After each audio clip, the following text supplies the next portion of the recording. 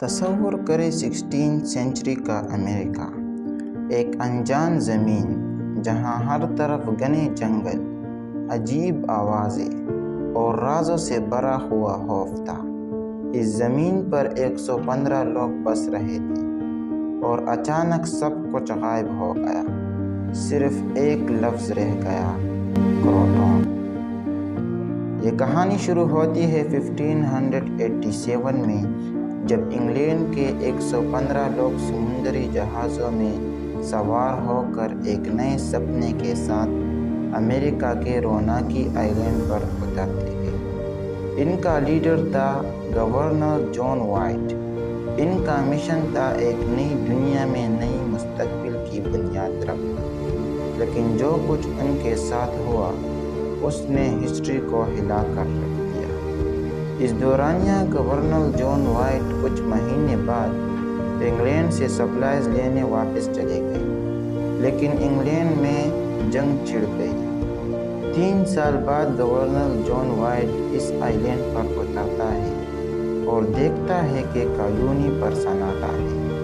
اس جگہ پر کچھ دکھائی نہیں دیتا، نہ کوئی بچہ، نہ عورت اور نہ مرد۔ صرف ایک لفظ کروٹون ایک درخت پر اداس اشاروں میں دکھائی دیتا ہے۔ گورنر نے ہر طرف تلاش کی، ہر طرف دیکھا، ہر کونا چھان مارا، لیکن نہ اس کو جسم ملی، نہ لاش، نہ خون کا قطرہ، نہ کوئی جنگ کا نشان۔ گورنر جان کو صرف ایک بات سمجھ میں آئی کہ یہ لوگ اپنے ارادوں کے مطابق نہیں چلے۔ ان کا فورٹ ٹوٹ چکا تھا، گھر خالی، اور ان کی یاد صرف ایک لفظ میں قید تھی: کروٹون۔ آخر کار کہاں گئے یہ لوگ؟ کس تباہی کا شکار ہو گئے؟ ہوا میں اڑ گئے یا زمین میں دفن ہو گئے؟ تو آئے جانتے ہیں اس مسٹیریس کہانی کے راز۔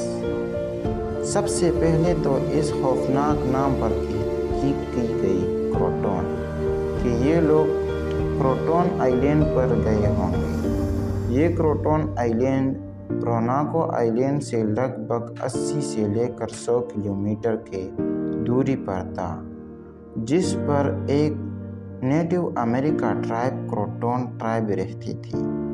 آج اس جگہ کا نام ہے ہیٹرز آئلینڈ۔ جب کروٹون آئلینڈ پر لوگ گئے تو وہاں بھی کچھ نہیں ملا۔ دوسری نمبر پر سائنس نے بھی اس پر ایک تھیوری بنائی ہے۔ کچھ سائنٹسٹ کہتے ہیں کہ کسی اسٹارمز، ہریکینز یا ڈیزیز کی وجہ سے مارے گئے ہوں گے، لیکن اس تھیوری کو بھی کوئی اسٹرانگ ایویڈنس نہیں ملا۔ کچھ آرکیولوجیکل ایویڈنس ملے جو سجیسٹ کرتے ہیں کہ نیٹو امریکہ ٹرائب کے ساتھ کنفلکٹ ہوا ہوگا، لیکن اگر سب قتل ہوتے تو کم از کم کچھ لاشیں یا آثار ملتے۔